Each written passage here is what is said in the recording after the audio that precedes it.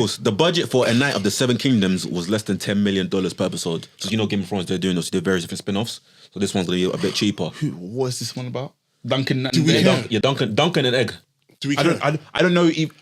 I'm not into the books. I don't even know who. Yeah, because I read a lot after when they come out. It's like he just took a noble knight, and obviously one of the Targaryens.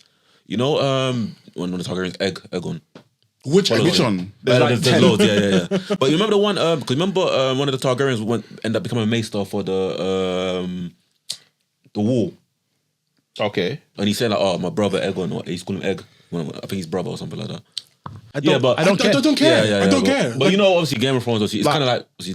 we're still not even done with House of the Dragon, and we're now talking about Knights of the Seven Kingdoms. I mean, you can have spin-offs, but this is just one I don't care about.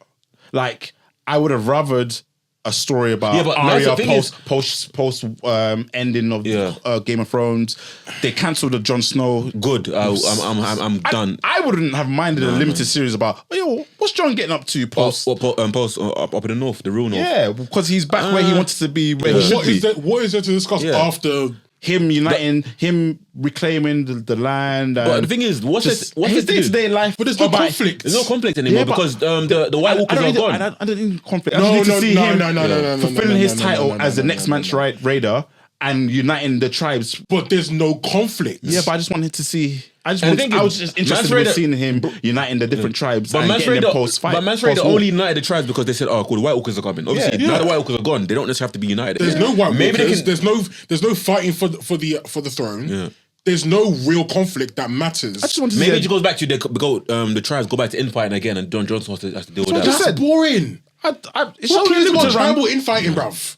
This is interesting. He's an interesting character. No, I'm done with Jon Snow, man. I'm done with Jon Snow. What I want to see is Aegon's conquest.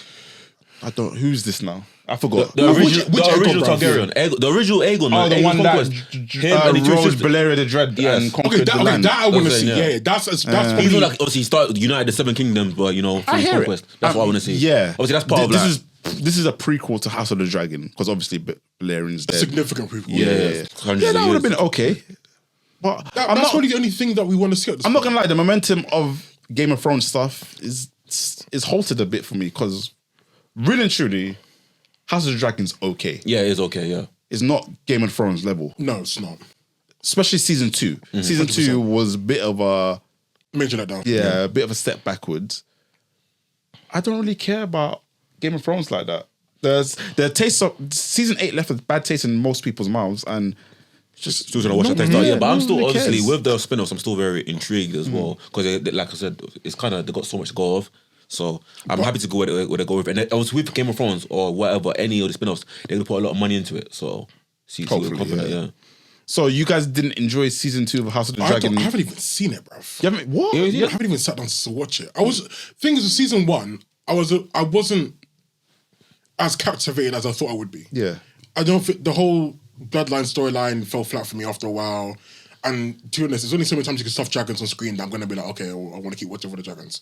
Like, it was okay. I'm just kind of over it. I'm kind of over it. Like, it doesn't really hold my interest like that anymore. It was okay, season 1. Season 2 was a bit meh because I feel like they had Daemon out drinking lean in that castle for too many episodes. Yeah, he was away. Yeah. That kind of fell flat. Like, bro, we're set up for war, and you're going on, a hippie trip. Yeah. To be honest, I even think there's too many dragons.